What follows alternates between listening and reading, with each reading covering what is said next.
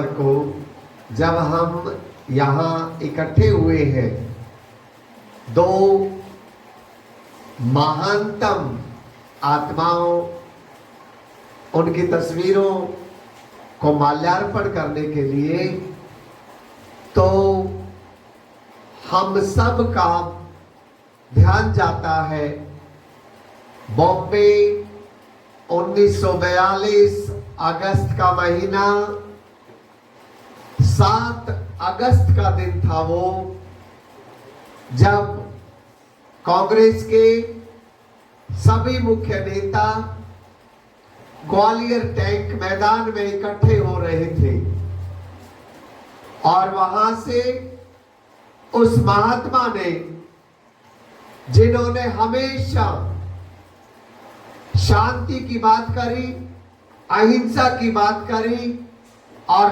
अपनी अहिंसा का लोहा सारी दुनिया में मनवाया, जिन महात्मा ने ये सिद्ध कर दिया कि अहिंसा से भी हिंसावाद के खिलाफ लड़ाई जीती जा सकती है, पहली बार उन्होंने एक नारा दिया, करेंगे या मरेंगे।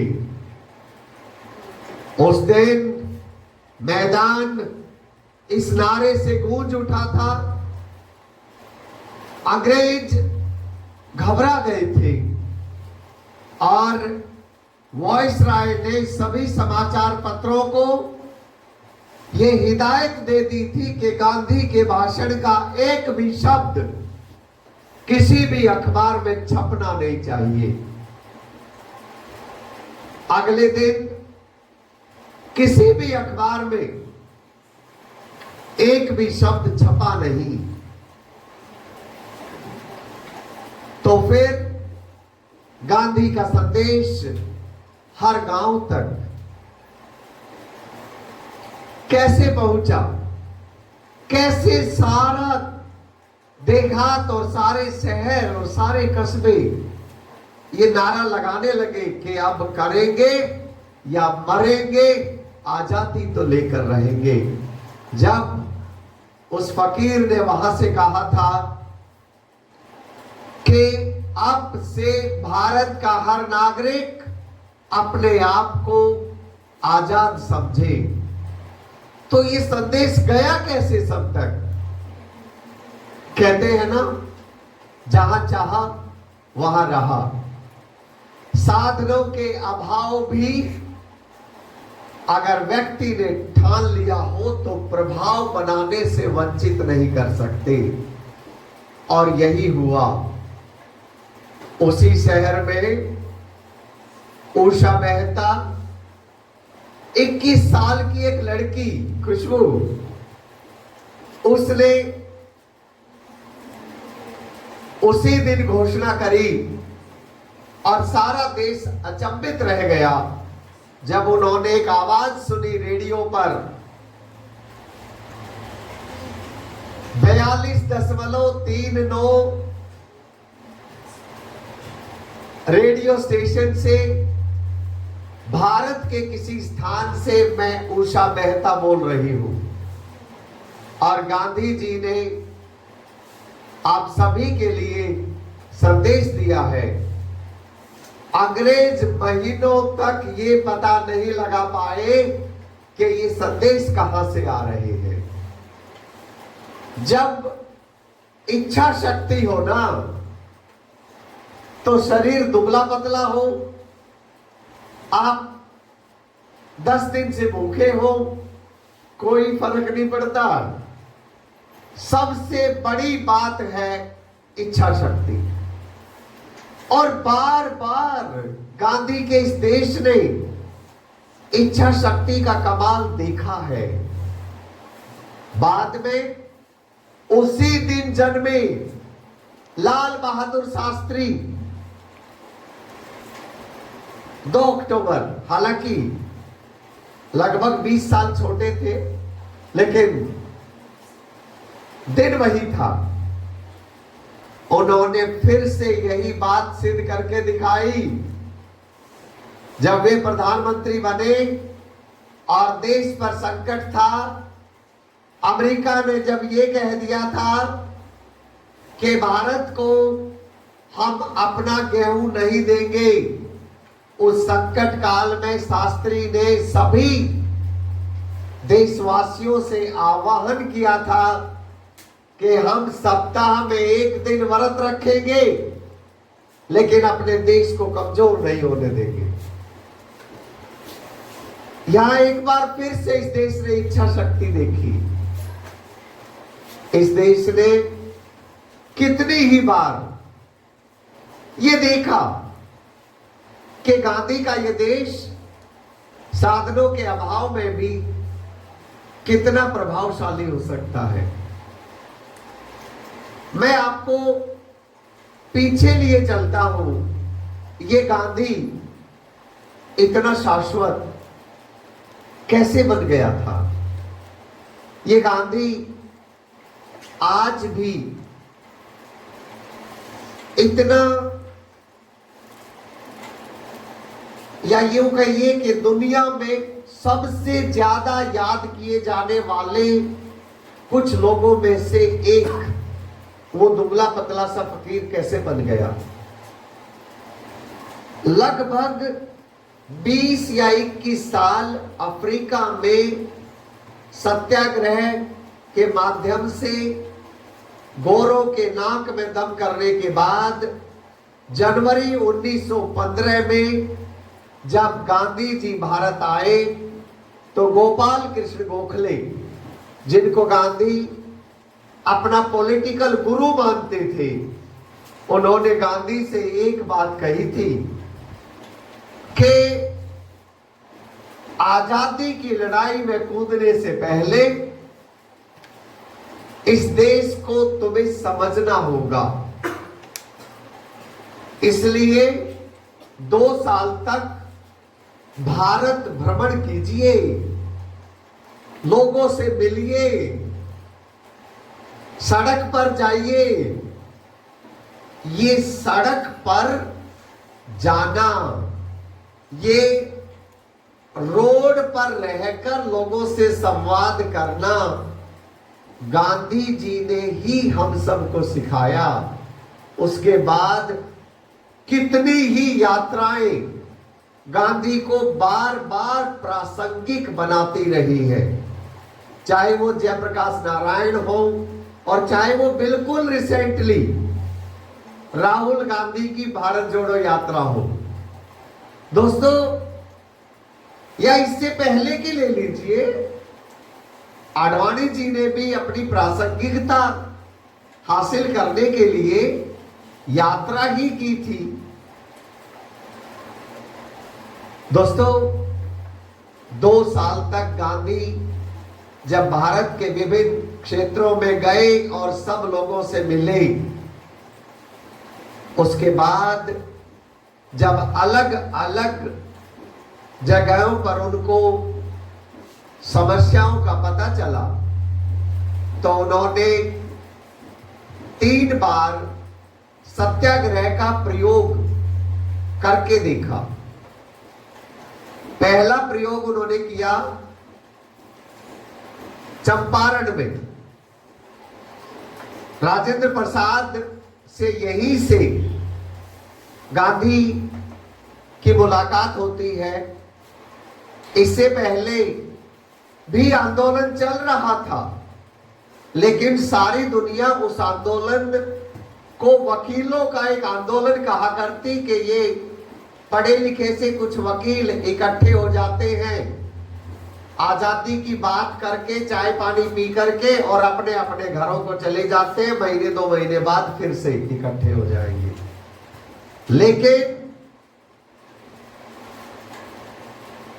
मजदूर को, किसान को, महिलाओं को, विद्यार्थियों को और देश के हर नागरिक को आजादी की मुहिम से जोड़ने वाला अगर कोई व्यक्ति था तो वो थे गांधी। उन्होंने चंपारण सत्याग्रह में पहली बार ये सिद्ध किया जब उनको गिरफ्तार करके और जज के सामने ले जाया गया कि आप यहां से चले जाइए। उन्होंने मना कर दिया। तो फिर कहा कि आपको जेल में डाल रहे हैं। ठीक है। अंग्रेजों का अनुभव था साउथ अफ्रीका से कि पूरा बिहार और आसपास का क्षेत्र भड़क उठेगा। जज साहब ने कहा कि बेल ले लीजिए। बोले नहीं लूंगा। अब अंग्रेजों को मुश्किल हो गई कि इस फकीर का क्या करें। तो उन्होंने कहा ठीक है, बिना बेल के ही चाहिए। आखिर में उन्होंने ये कहा मैं यहां से छोड़कर नहीं जाने वाला। और जब अंग्रेजों ने वो काला कानून वापस ले लिया, वहां के इंडिगो के फार्मर्स को, किसानों को जब मुक्ति दे दी, तब गांधी चंपारण छोड़ करके आए। इसी तरह से अहमदाबाद में मिल मालिकों के साथ उनका दुख दर्द समझ करके उनके साथ शामिल हुए, वहां सत्याग्रह की ताकत को दिखाया। और फिर उसके बाद खेड़ा आंदोलन। और जब ये 3 आंदोलन से गांधी ने ये देखा कि सत्याग्रह को ठीक से भारतीय भी सीखने लगे हैं, तब 1919 में रोल्ट एक्ट के विरोध में जिस तरह से पूरे भारत में हड़तालें हुई और जो सफलता मिली, उससे अंग्रेजों को अब लगने लगा था कि वो दूर नहीं, जब हमें यहां से छोड़कर जाना होगा। ये ताकत थी गांधी के अहिंसावादी आंदोलन में। वैसे आज जब हम गांधी के रास्ते की बात कर रहे हैं, डेमोक्रेसी में एक अहिंसावादी आंदोलन की क्या भूमिका हो सकती है, इसकी बात कर रहे हैं। जब हम ये कह रहे हैं कि आंदोलन के बिना डेमोक्रेसी की कल्पना भी नहीं की जा सकती, तो एक गांधीयन होने के नाते और एक अध्यापक होने के नाते आज थोड़ा सा मेरा मन दुखी है कि लद्दाख से आए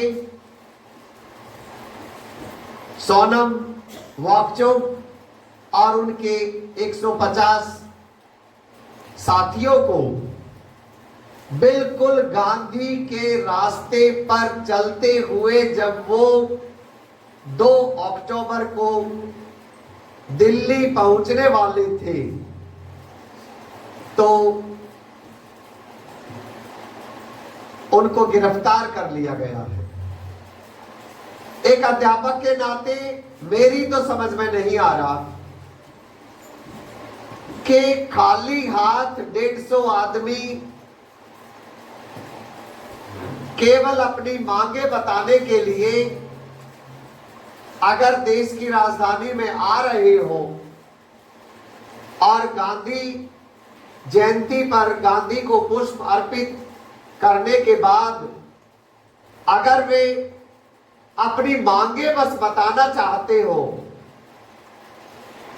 तो निश्चित रूप से मेरे जैसे अध्यापकों के लिए यह दुख का कारण है कि उनको गिरफ्तार क्यों किया जाए।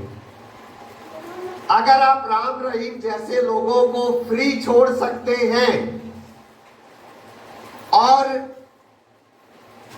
सोनम वांगचुक जैसे लोगों को गिरफ्तार करते हैं, तो फिर कहीं ना कहीं हम इतने संघर्षों के बाद मिली हुई आजादी को सच्चे अर्थों में इसका मतलब सत्ताधारी लोग अभी पहचान नहीं पाए। अच्छा हो सभी सरकारें चाहे कोई भी हो, और मैं विशेषकर युवा पीढ़ी से आग्रह करूंगा, जब आगे चल के आप कभी सत्ता में आए तो गांधीयन रास्तों के लिए हमेशा स्वागत कीजिएगा, अपनी बाहें फैलाकर रखिएगा। प्रजातांत्रिक प्रणाली का सही रास्ता यही है। दोस्तों, वो संत, वो फकीर 1919 में जिस तरह से अंग्रेजों के पैर उखाड़ देता है, और फिर जिस तरीके से जलियांवाला बाग में एक मैसेक्रे किया जाता है, उसके बाद किस तरह से उस समय के युवा, उनमें भगत सिंह भी शामिल थे, गांधी के साथ जुड़ते हैं। हालांकि 1922 में चोराचारी कांड के बाद जो हुआ, थोड़ा वहां जरूर काफी युवाओं को ठेस पहुंची थी। कभी कभार देखने का अपना अपना नजरिया हो जाता है। मैं आज भी उसे इस तरह से देखता हूं कि कितनी ताकत थी, कितना वो व्यक्ति अपने अहिंसावादी रास्तों पर अडिग था, कि जलियांवाला बाग जैसी घटना के बाद भी वो अहिंसा के रास्ते पर चलता रहा, और चोरा चोरी की घटना के तुरंत बाद नॉन कोऑपरेशन मूवमेंट को खत्म कर दिया। और गांधी ने कहा कि मुझे लगता है अभी भी हम सत्याग्रह का अर्थ नहीं समझ पाए, और शायद भारतीय इसके लिए तैयार नहीं है। दोस्तों, यूं तो हम सभी लोग मानते हैं कि ये एक आदमी के बस की बात नहीं थी। लड़ाई लाखों लोगों ने मिलकर लड़ी, लेकिन इस लड़ाई का सबसे बड़ा नायक हम गांधी को इसलिए मानते हैं कि उन्होंने एक ऐसे हथियार का प्रयोग किया जिसके बारे में दूसरों ने कभी सोचा भी नहीं था। आज देखिए ना कितना प्रासंगिक है वो हथियार। शांति चाहिए रूस और यूक्रेन को भी, शांति चाहिए गाजा पट्टी में भी। शायद ये गांधी की सोच ही थी कि भारत के पहले प्रधानमंत्री ने आजादी के बाद वो हिम्मत दिखाई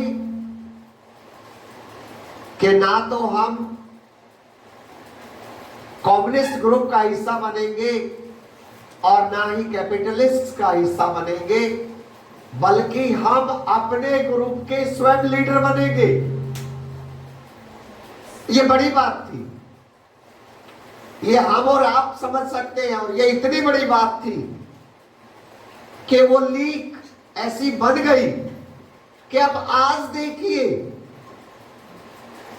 कौन सी सरकार हटी उस लीक से। सरकारें अलग अलग आई, कांग्रेस की भी सरकार रही, मोरारजी भाई की भी सरकार आई थी, आज भारतीय जनता पार्टी की सरकार भी है। लेकिन क्या हम उस लीक से हटे? नहीं। रूस यूक्रेन युद्ध में भी हम रूस से भी बात करते रहे हैं और यूक्रेन का भी पक्ष जाना है, अमेरिका की भी गोद में नहीं गए, और रूस को भी ये कहने से परहेज नहीं किया कि युद्ध से कभी कुछ जीता नहीं जा सकता, शांति हमेशा अच्छी चीज होती है। हमारे लिए गर्व की बात है जब अमेरिका के राष्ट्रपति ये कहे कि हमने बचपन में महात्मा गांधी को पढ़ा है, हमने बहुत कुछ भारत के पहले प्रधानमंत्री से सीखा है। दोस्तों, ये हम सब के लिए गर्व करने की बात है और इसीलिए मैं आपका ध्यान खींचना चाहता हूं, चाहे वो 1920 से आरंभ होकर नॉन कोऑपरेशन मूवमेंट के रूप में और फिर 1921 में उसका थोड़ा रूप बदला, जनवरी 1921 में वो बन गया नॉन कोऑपरेशन खिलाफत मूवमेंट। चाहे आप 1930 आरंभ हुए,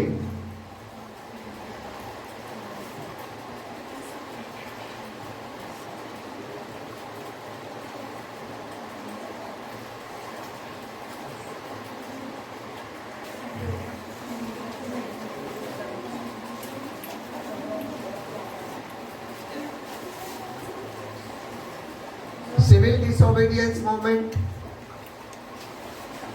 या फिर बाद में तो बोल ही दिया था भारत छोड़ो, जिस घटना से हमने आज अपनी बात कहना शुरू किया 1942। देखिए 1945 आते आते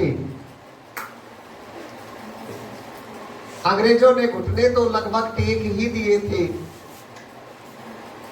और 42 के बाद गांधी ने भी ये कह दिया था कि इस तरह से भारत के जवान विश्व युद्ध में आपके लिए लड़ते नहीं रह सकते हैं अगर आप हमें तुरंत आजादी देने को तैयार नहीं है तो। और फिर सबसे बड़ी बात ये थी कि उस समय परिस्थितियों को समझते हुए अमेरिका के राष्ट्रपति ने भी इंग्लैंड के प्रधानमंत्री से ये कह दिया था कि आपको भारत की सारी बातें तुरंत मान लेनी चाहिए। हालांकि चर्चिल ही था, जिद्दी व्यक्ति था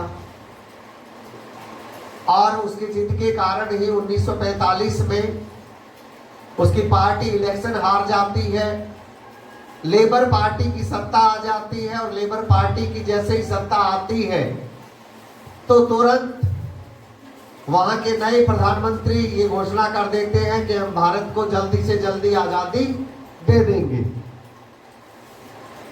1946 में क्रिप्स मिशन जब भारत आया तो भी एक चालाकी कहूं या क्या कहूं, उन्होंने करने की कोशिश करी और भारत को डोमिनियन स्टेटस देने की कोशिश करी। तो गांधी ने सीधे शब्दों में उनको बता दिया था कि ये पोस्ट डेटेड चेक जो लेकर के आए हो दोस्त, ये चलेगा नहीं और आप हमें डोमिनियन स्टेटस नहीं चाहिए, हमें पूर्ण आजादी के अलावा कुछ नहीं चाहिए। जाते जाते ये दुखद है कि अंग्रेज जिन्ना के साथ मिलकर के पार्टीशन के रास्ते पर भारत को डाल गए और जिस हिसाब से हम लोगों में वो फूट डाल करके चले गए वो उसे हम आज भी भुगत ही रहे हैं। लेकिन जो भी हो, एक ऐसा रास्ता गांधी जी हमें देकर के चले गए कि जो हमेशा प्रासंगिक था, प्रासंगिक है और आगे भी प्रासंगिक रहेगा। तो आज अगर 2 अक्टूबर को हम इस हॉल से जब उठे तो एक कसम तो आज भी खा सकते हैं कि जिंदगी में हमें अपनी बात जब भी किसी से कहनी होगी हम उसे पीसफुल तरीके से कहेंगे, हम हमेशा दूसरों की बातें सुनेंगे, गांधीयन रास्तों पर चलेंगे और जब सब ऐसा सोचने लगेंगे तो ना तो ये जो बड़ी बड़ी समस्याएं अब दुनिया में चल रही हैं, यूक्रेन युद्ध, लोग तो अलग अलग तरीके से कहते हैं कि फलाने ने रुकवा दिया, ढकड़े ने रुकवा दिया, लेकिन ऐसे तो खैर युद्ध कभी रुकते नहीं है। हाँ, गांधीयन रास्ता जरूर एक रास्ता है। अगर लोग थोड़ा सा विचार करने लगेंगे तो ये युद्ध भी रुकेंगे और आगे युद्ध होंगे भी नहीं। तो आइए आज संकल्पित होकर के जाएं कि हम अगली पीढ़ी जब भी सत्ता संभालेंगे, जब भी अपने देश को संभालेंगे, हम कम से कम गांधीयन रास्ते पर चलेंगे। हालांकि हम सशक्त रहेंगे। हम अगर कोई बिना बात के हमारी सीमाओं को दबाता है तो उसके लिए अपनी सेनाओं को सशक्त रखेंगे, लेकिन अपने ही नागरिकों के प्रति और बाहर वालों के प्रति भी जो बातचीत करना चाहते हैं, गांधीयन रास्ता सबसे अच्छा है। मैं इससे पहले कि अपनी बात को विराम दूं, मेरे साथ सारे मिलकर के जयकारा लगाएंगे। भारत माता की जय! भारत माता की जय! भारत माता की जय! वंदे वंदे वंदे। जय हिंद, जय भारत।